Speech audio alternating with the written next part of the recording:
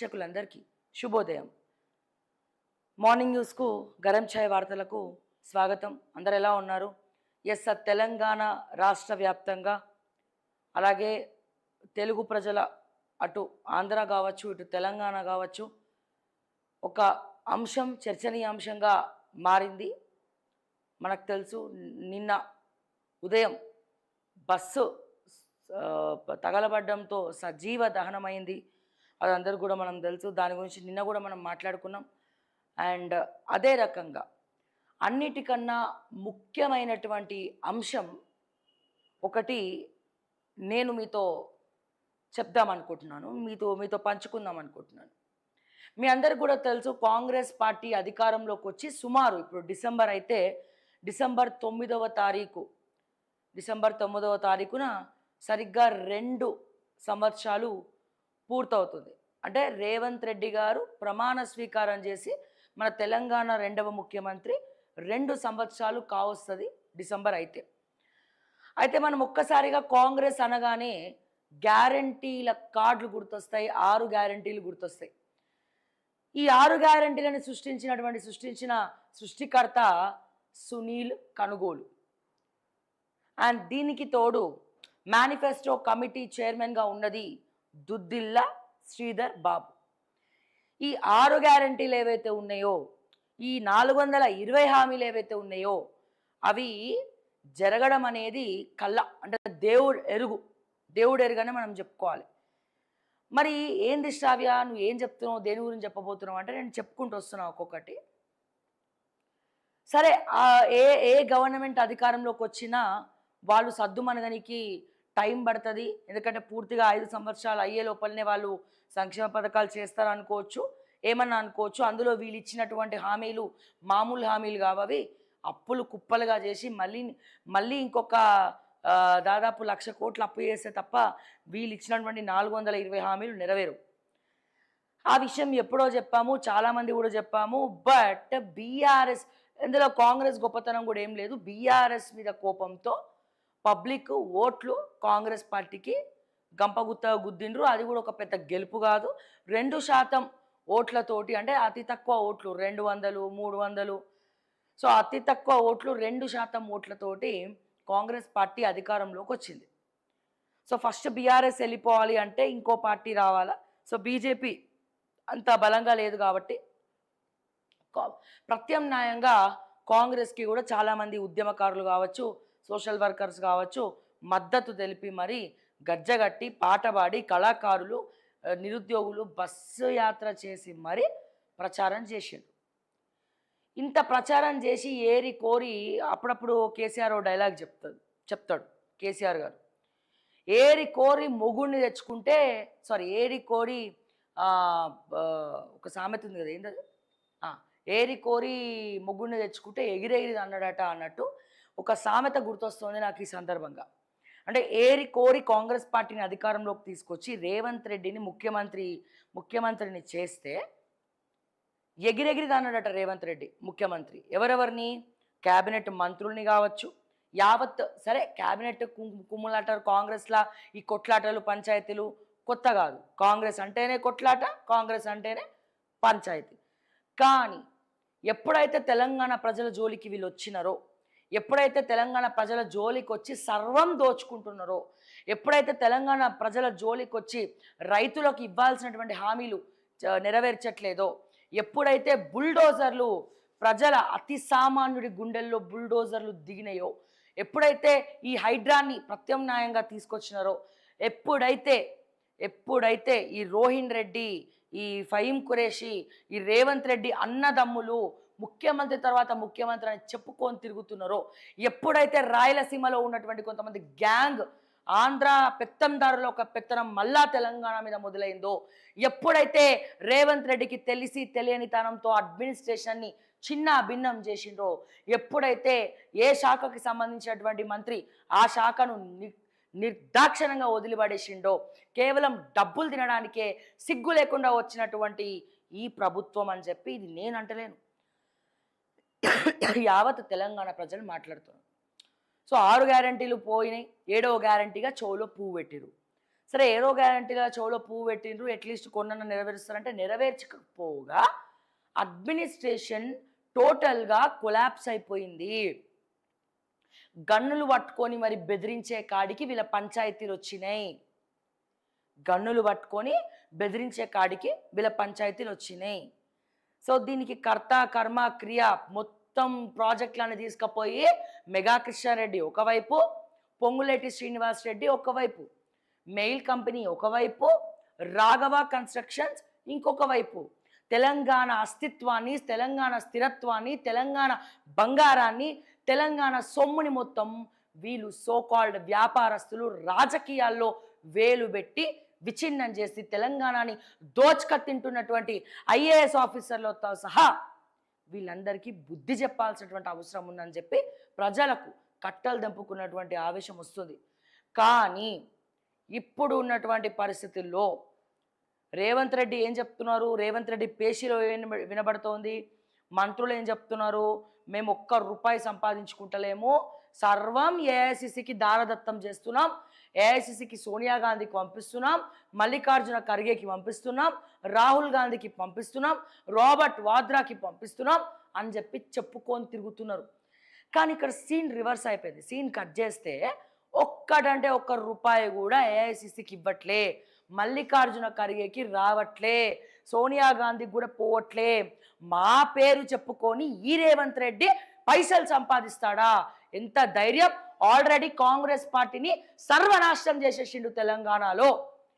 ఇది రీసెంట్గా ఒక మ్యాగజైన్లో కూడా వచ్చింది.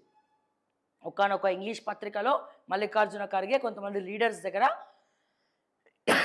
రేవంత్ రెడ్డిని ఉద్దేశిస్తూ, తెలంగాణ కాంగ్రెస్ పార్టీని ఉద్దేశిస్తూ మాట్లాడము మనం చూసినాం. అయితే నేను ఒక్కొక్కటి క్లియర్గా చెప్పుకుంటూ వస్తున్నా ఏం జరుగుతుంది ఫస్ట్ నుంచి అనేది. సో ఎవరికన్నా రేవంత్ రెడ్డి మీద ప్రేమ ఉందా అంటే నాకు తెలిసి ఒక 10-20 మంది. ఒకవేళ రేవంత్ రెడ్డి చుట్టుముట్టు ఎవరన్నా రేవంత్ రెడ్డి జిందాబాద్ అన్నా వాళ్ళు రేవంత్ ముఖ్యమంత్రి అనే గౌరవంతో జిందాబాద్ అనడం తప్ప మనస్ఫూర్తిగా రేవంత్ని నమ్మి జిందాబాద్ అని మాత్రం అనట్లేదు, అనరు కూడా. మరి ఎవరా 10 మంది? వీళ్ళే భజన చేసుకోవాలి. రోహిన్ రెడ్డి కావచ్చు, అయోధ్య రెడ్డి కావచ్చు, తర్వాత ఏమంటారు ఫహీం ఖురేషి కావచ్చు, కొండల్ రెడ్డి, తిరుపతి రెడ్డి, కృష్ణారెడ్డి, ఆ రెడ్డి ఈ రెడ్డి అని మొత్తం రెడ్లంతా గూడుగుటానీలు చేసి తెలంగాణను పల్లి బఠానీలు అమ్ముకునేటువంటి పరిస్థితికి దిగజార్చిరు. ఎంతగానో దిగజార్చిండ్రు అంటే బిల్స్ లేవు, కాంట్రాక్ట్స్ లేవు. అయితే ఇక్కడ రేవంత్ రెడ్డిని ఒక్కడిని అనడానికి లేదు. రేవంత్ రెడ్డి అంటే మధ్యలో వచ్చినటువంటి వ్యక్తి, మధ్యలో వచ్చిన వాళ్ళు మధ్యలోనే పోతారు అనుకుందాం. కానీ బట్టి విక్రమార్క గారికి ఏమైందండి? డిప్యూటీ ముఖ్యమంత్రికి, ఒక ఫైనాన్స్ మంత్రికి ఆయన చదువుకున్నటువంటి చదువు ఎక్కడ పోయింది? ఫస్ట్ నుంచి కోర్ హార్డ్ డై హార్డ్ కార్యకర్తగా కాంగ్రెస్ పార్టీకి ఉంటూ టికెట్లు తెచ్చుకొని మల్లు ఫ్యామిలీ మొత్తం కూడా కాంగ్రెస్ని పట్టుకొని వేలాడి ఇప్పుడు అదే మల్లు ఫ్యామిలీ కాంగ్రెస్ పార్టీకి ముళ్ళుగా గుచ్చుకుంటా ఉంటే బట్టి ఏమైనా తక్కువ చేసిండా? బట్టి ఏమైనా తక్కువ తిన్నాడా? 40% కొంతమంది దగ్గర 50% కమిషన్లు కూడా తీసుకొని వాళ్ళ భార్య చేతిలో దారదత్తం చేసిండు. ఎప్పటి నుంచో వీటన్నిటి గురించి కూడా ఫస్ట్ ఓకే టీవీయే బయటపెట్టింది. ఓకే టీవీయే ఫస్ట్ ఇవన్నీ కూడా బయటపెట్టింది. ఇవన్నీ బయట పెడితే మళ్ళీ మధ్యలో క్యాస్ట్ అని చెప్పి అదని చెప్పి ఇదని చెప్పి మంచి పనులు వేసేటోడికి క్యాస్ట్ గుర్తురాదు, చెడ్డ పనులు వేసేటోడికి మాత్రం ఆ కార్డు ఈ కార్డు అన్ని గుర్తొస్తూ ఉంటాయి. సో బట్టి రేవంత్ కలెక్షన్స్ కింగ్స్ అయినారు, కలెక్షన్లలో నెంబర్ 1 అయినారు. సో ముఖ్యమంత్రి, డిప్యూటీ ముఖ్యమంత్రి ఇద్దరు కలిసి దందాలు చేసుకుంటా, బిజినెస్లు చేసుకుంటా, బట్టి డబ్బులన్నీ తీసుకుపోయి వాళ్ళ భార్య చేత్తో మొత్తం ఫారెన్లు మొత్తం తిప్పించుకుంటా, ఇన్వెస్ట్మెంట్లు తెప్పించుకుంటా. ఒక్కసారి తీయండి దమ్ములుంటే లిస్టు, ఎన్నిసార్లు బట్టి గారి భార్య ఇండియా దాటి వెళ్ళింది, ఎన్నిసార్లు వాళ్ళ ఫ్యామిలీ వెళ్ళి వాళ్ళ ఆస్తులు ఎక్కడెక్కడ ఇన్వెస్ట్ చేసినారో ఇంటెలిజెన్స్ నిఘా పెట్టి మరి చిట్టా బయట పెట్టాలి. సో ఇవన్నీ ఇప్పుడు వీళ్ళు కొట్టుకోవడము, ఈ పంచాయతీలన్నీ ప్రజలకు వెక్స్ అయిపోయి ఉన్నాయి. దీనికి రూపకర్త ఎవరు? రేవంత్ రెడ్డి. రేవంత్ రెడ్డి మాట ఏ ఒక్క మంత్రి వినడు, ఈ మంత్రి మాట రేవంత్ రెడ్డి వినడు. కొట్లాటలు, పంచాయతీలు, రోడ్డు మీద చిల్లర వ్యవహారాలు, దట్ ఈస్ కాంగ్రెస్ పార్టీ అనేలాగా తెలంగాణ ప్రజలు ఎందుకురా నాయనా ఈ కాంగ్రెస్ గవర్నమెంట్ని మనం ఎన్నుకున్నాం అని చెప్పి జుట్లు పట్టుకొని నెత్తులు కొట్టుకునేటువంటి పరిస్థితికి వచ్చింది. సో ఈ విషయంలో ముఖ్యంగా ఏఐసిసి కూడా ఏదో తెలంగాణ మీద ప్రేమతో కాదు, కానీ కానీ ఎందుకు రేవంత్ రెడ్డిని ఇప్పుడు టార్గెట్ చేస్తున్నారు? ఇదంతా కూడా ఈ విషయం చెప్పడానికే ఇదంతా కూడా తెలంగాణలో ఏమేం జరుగుతుందనేది ఎక్స్‌ప్లెయిన్ చేయడానికి నేను ఒక్కొక్క పాయింట్ ఎక్స్‌ప్లెయిన్ చేస్తున్నా.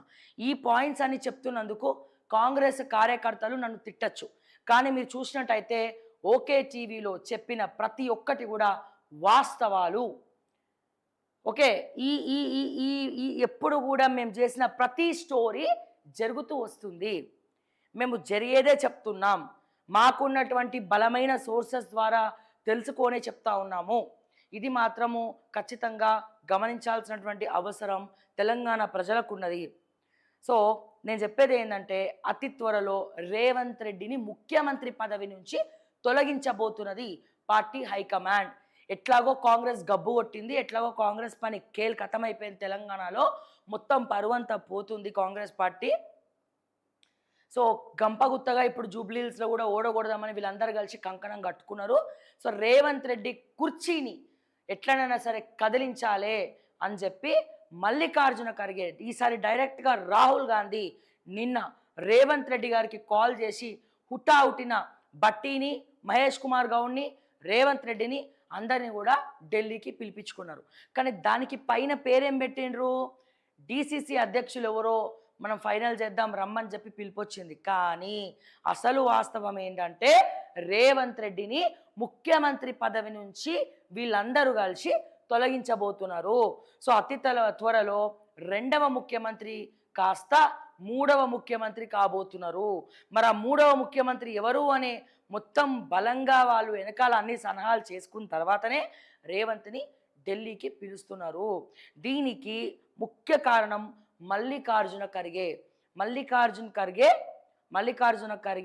మొన్న కేవలం కొంతమంది లీడర్లతో మాత్రమే కాదు, కొడంగల్ లిఫ్ట్ ఇరిగేషన్ ప్రాజెక్ట్ మొత్తం ఎవరికి కట్టబెట్టిండ్రు? ఒకవైపు మెగా కృష్ణారెడ్డి, మరోవైపు రాఘవ కన్స్ట్రక్షన్స్. ఈ పొంగులేటి శ్రీనివాస్ రెడ్డి కూడా చెప్పేది ఏంది? నేను 1000 కోట్లు ఖర్చు పెట్టినా ఎన్నికలల్లా, నేను 1000 కోట్లు ఖర్చు పెట్టినా, అందుకే ప్రాజెక్టులని నేనే తింటా, నాకు సిగ్గు లేదు, నాకు శరం లేదు, తెలంగాణ సొమ్ము నేను తినాలే, 1000 కోట్లు ఖర్చు పెట్టినా కాబట్టి ఈ కోట్లన్నీ రాఘవ కన్స్ట్రక్షన్కి ప్రాజెక్టు మీరు కట్టబెట్టాలే. నా 1000 కోట్లు కాదు, 1000 కోట్లు తిన్న దగ్గర 1,00,000 కోట్లు నేను సంపాదించుకోవాలి, ముఖ్యమంత్రి తర్వాత ముఖ్యమంత్రి నేను కావాలని చెప్పి పొంగులేటి కలలు గంటా ఉన్నాడు. అండ్ ఈ కొడంగల్ లిఫ్ట్ ఇరిగేషన్లో కేసీఆర్ని కానీ బీఆర్ఎస్ పార్టీని కానీ ఇన్స్పిరేషన్గా తీసుకుంటూ కాళేశ్వరంలో వాళ్ళకి లిటిగేషన్స్ ఉన్నాయి, కాళేశ్వరం పంచాయతీ వాళ్ళకుంటే కాళేశ్వరంలో వాళ్ళు దోచుకుంటే నేనెందుకు కొడంగల్లో దోచుకోవద్దు, ఈ కొడంగల్ లిఫ్ట్ ఇరిగేషన్ అవసరం లేకపోయినా లిఫ్ట్ ఇరిగేషన్ ఒకటి సృష్టించేసి ఓకే ఈ ప్రాజెక్టులు వాళ్ళకి కట్టబెట్టి దానికి వీళ్ళు ఏం బదలాం చేసిర్రు? ఈ కొడంగల్ లిఫ్ట్ ఇరిగేషన్ ఎవరికి బహుమతి ఇస్తున్నామన్నారు? మల్లికార్జున ఖర్గే సాక్షిగా దీని డబ్బులు కానీ ఈ కమిషన్లన్నీ కూడా ఏఐసిసికే వెళ్తున్నాయి, మల్లికార్జున ఖర్గేకే వెళ్తున్నాయి అని చెప్పి ప్రచారం చేసి నమ్మబలికినారు. ఇది కాస్త ఆ నోటా ఈ నోటా పలికి మల్లికార్జున ఖర్గేకి చేరుకుంది. మల్లికార్జున ఖర్గేకి చేరుకున్న తర్వాత మల్లికార్జున ఖర్గే మళ్ళీ ఊరుకుంటాడా?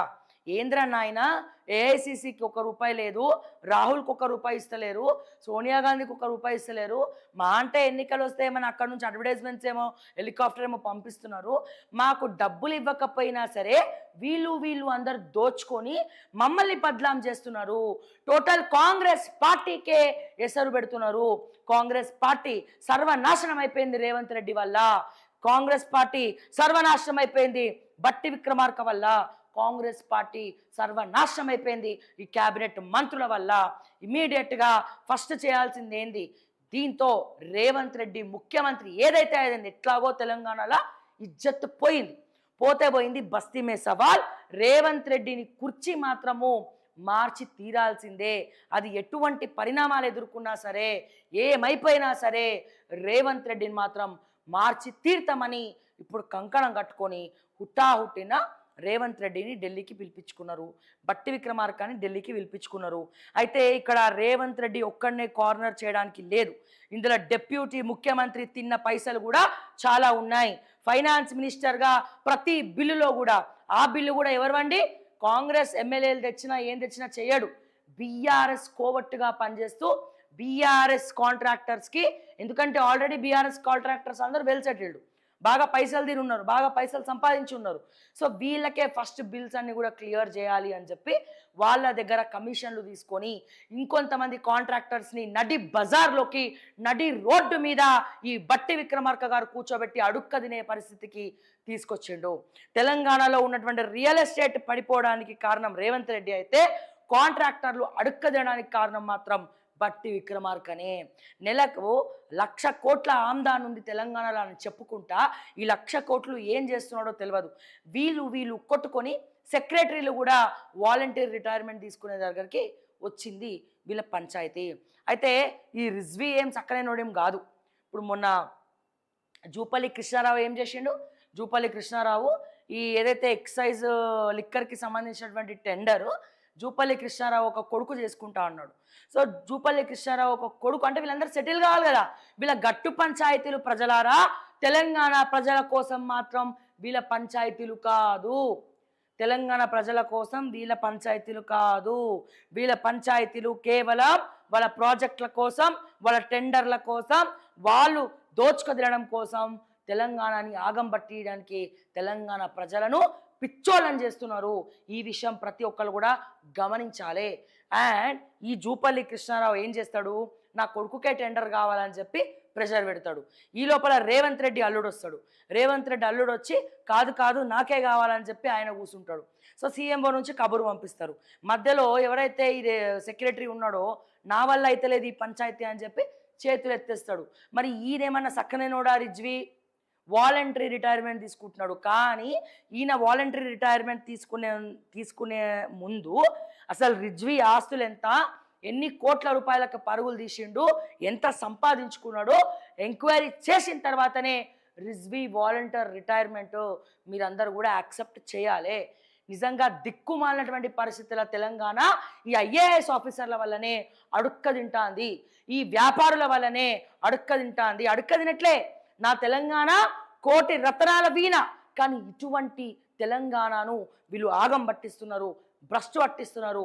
సో కాల్డ్ ఐఏఎస్ ఆఫీసర్లు 1000 కోట్లు, లక్షల కోట్లు, వేల కోట్లకు పరుగులు తీసుకుంటా ఎక్కడా కూడా కని విని ఎరగకుండా భారతదేశ వ్యాప్తంగా నా తెలంగాణలోనే ఈ ఐఏఎస్ ఆఫీసర్ దరిద్రం పట్టినట్టు పట్టుకొని బీహార్ నుంచి ఒకడు, పంజాబ్ నుంచి ఒకడు, హర్యానా నుంచి ఒకడు వచ్చి ఈడ పాగా వేసి ఈడ సొమ్ము మొత్తం తీసుకపోయి పక్క రాష్ట్రాలలో షాపింగ్ మాల్ కట్టుకునేంత దిగజారుస్తున్నారు.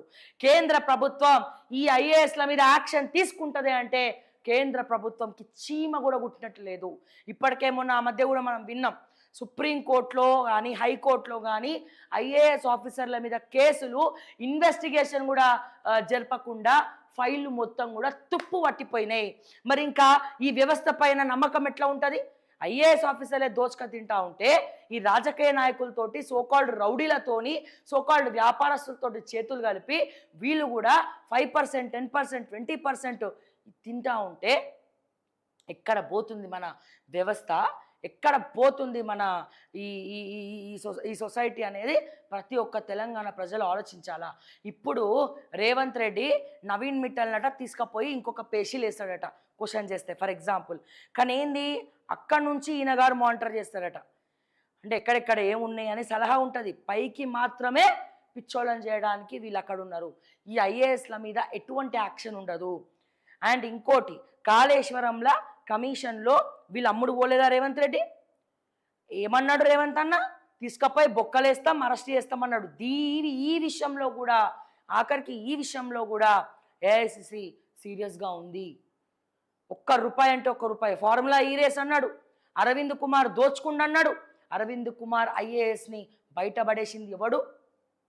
కేటీఆర్ని ఫార్ములా ఈరేస్ నుంచి బయటపడేసేది ఎవడు? కాళేశ్వరం అసలు యాక్షనే లేదు అని చెప్పి వదిలేసింది ఎవడు? ఈయనగారే కదా ట్వీట్ చేసింది, రేవంత్ రెడ్డి కదా ట్వీట్ చేసింది.